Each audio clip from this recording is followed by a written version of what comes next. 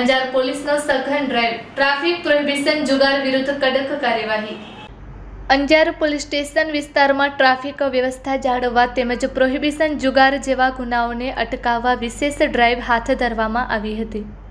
સરહદી રેન્જ ભુજના મહાનિરીક્ષક ચિરાગ કોરડિયા તથા પૂર્વ કચ્છના પોલીસ અધિક્ષક સાગર બાગમાર અને નાયબ પોલીસ અધિક્ષક મુકેશ ચૌધરીના માર્ગદર્શન મુજબ આ કામગીરી હાથ ધરાઈ હતી।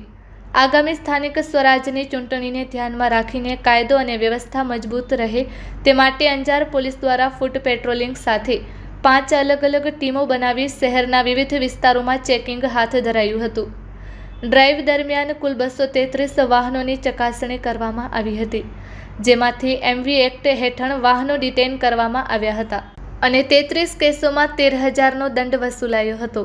એમવી એક્ટ કલમ 185 હેઠળ દારૂ પીધેલી હાલતમાં વાહન ચલાવવાના કેસો નોંધાયા હતા। ઉપરાંત પ્રોહિબિશન હેઠળ 7 કેસ અને જુગાર સંબંધિત ચેકિંગમાં 3 જાણીતા જુગારીઓને ચકાસવામાં આવ્યા હતા।